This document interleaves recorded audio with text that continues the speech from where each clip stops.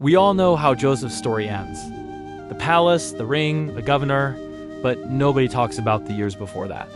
That's the part that's going to speak to you today. Joseph was 17 when his world shattered. God gave him dreams, but he was young and reckless. He told his brothers without thinking, and they already hated him. One day his father sent him to check on them. Joseph walked miles thinking he was about to hug them. They saw him from a distance and said, "Let's kill him." In the end, they sold him instead, 20 pieces of silver. In a matter of hours, he went from favorite son to human property. If you've been betrayed by your own people, Joseph gets it. He knows what it feels like to be sold, literally and emotionally. He landed in Egypt as a slave. Potiphar bought him. And here's what nobody preaches. The Lord was with Joseph. He didn't pull him out. He stayed with him in it. And Joseph made a decision. He wouldn't let what they did to him turn him into them. He worked with excellence, earned trust, went from slave to running the entire household. Life started looking up. Until the test you never see coming. Potiphar's wife? Day after day trying to seduce him, Joseph kept saying no. Until one day she grabbed his robe and he ran. He left the cloth behind, but he didn't leave his integrity. She screamed, accused him of something he never did. No one asked for his side. In one day, he went from trusted to prisoner. Doing the right thing and getting punished for it, that hurts worse than prison. Joseph knows.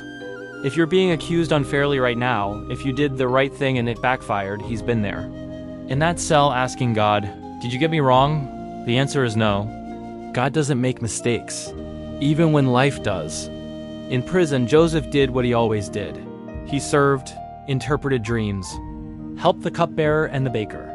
Everything happened just like he said. Before the cupbearer walked free, Joseph asked for one thing: remember me when you're doing well. But the cupbearer forgot. 2 years. 730 days waiting for someone to say his name. Forgetfulness is worse than hatred. Hatred means you matter.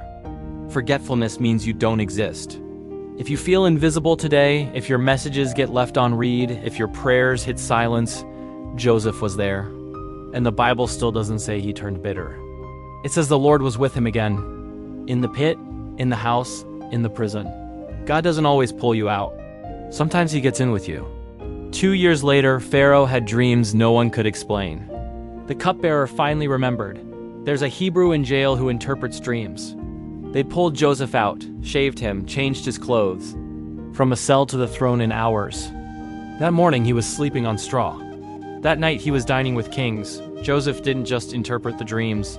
He gave the plan. And Pharaoh said, "There's no one with the spirit of God like this man." Put his ring on his hand, gold around his neck, his chariot on the street. All of Egypt bowed before him. I don't know how many years you've been waiting. I don't know how many doors have closed. But Joseph teaches us one thing: God isn't late. God isn't late. He's on time. 13 years of preparation for 80 years of leadership. The waiting lasted longer than the rain.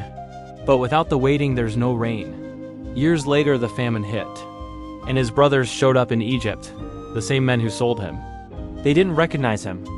He recognized them instantly. Now he had power. He had food. He had authority. He could destroy them. No one would blame him. But Joseph wept. And he said, "I am Joseph, your brother, the one you sold." They expected the sword. He gave them an embrace. Don't be distressed and don't be angry with yourselves for selling me. God sent me ahead of you to save lives. That's the real miracle of Joseph, not the ring, not the chariot.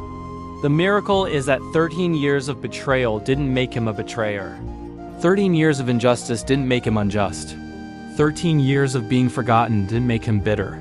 Joseph doesn't connect with us because he became a ruler. Joseph connects because he waited, and he chose forgiveness. If you're listening to this and you've been waiting for years for something, a spouse, a child, healing, a job, an answer from God, this is for you.